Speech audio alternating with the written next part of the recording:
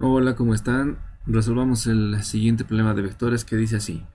Sea R1 el vector resultante de A y B, además R2 el vector resultante de A, B y C. Determine el módulo del vector R si R es igual a C menos 2A menos 2B. Además, los módulos y ángulos de R1 y R2 respecto a la horizontal son 10 unidades, 18 unidades, 30 grados y 60 grados respectivamente.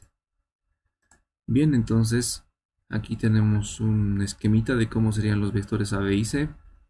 Tenemos que el vector R, del cual necesitamos hallar su módulo, está en función de A, B y C.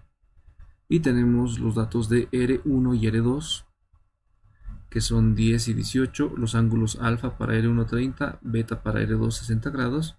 La incógnita R, le hemos llamado R al módulo del vector R. Y los conceptos que vamos a utilizar en este problema son suma vectorial, módulo de un vector, ley de cosenos y vectores en componentes ortogonales. Planteamos. Para plantear es necesario identificar los vectores R1 y R2. R1 es la suma de A y B, sería este, además que tiene módulo 10 y un ángulo alfa con horizontal. El vector R2 es A más B más C, que tiene módulo 18 y ángulo 60 con horizontal. Y el vector R, que es C menos 2A menos 2B.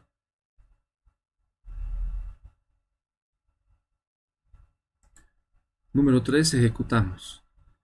Del vector R1, que es A más B, le llamamos ecuación número 1. El vector R2, que es A más B más C, reemplazamos 1, que es A más B. Agrupando sería R1 más C.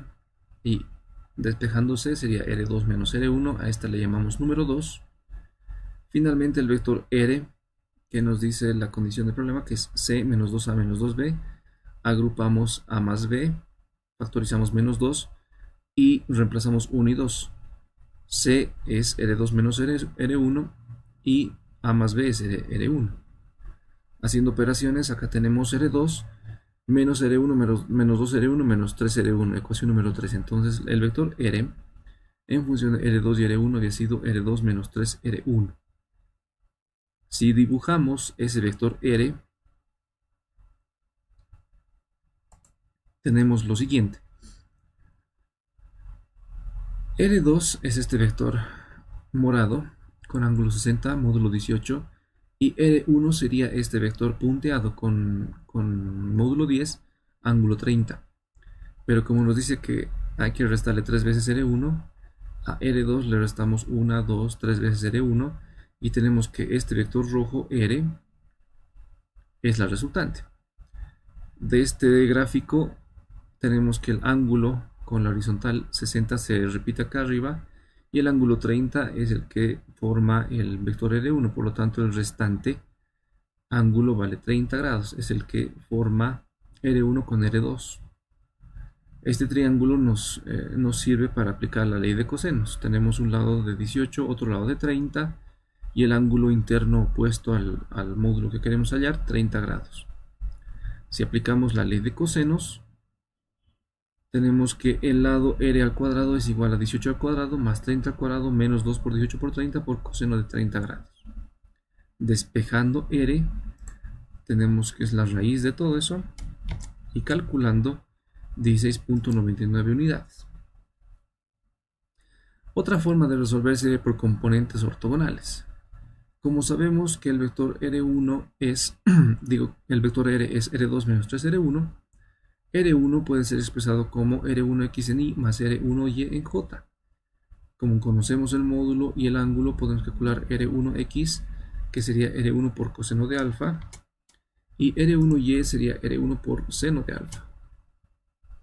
Lo mismo el vector R2. El vector R2 tiene módulo conocido 18, ángulo beta 60. Por lo tanto, la componente en X es R2 coseno de beta 9 y la componente en Y es R2 seno de beta 15.59. Haciendo las operaciones, R2 menos 3R1 sería R2x en Y más R2y en J menos 3 veces R1x en Y más R1y en J. Agrupando por componentes tendríamos en X R2X menos 3R1X en Y más R2Y menos 3R1Y en J. Haciendo las operaciones, la componente X del vector resultante sería R2X menos 3R1X.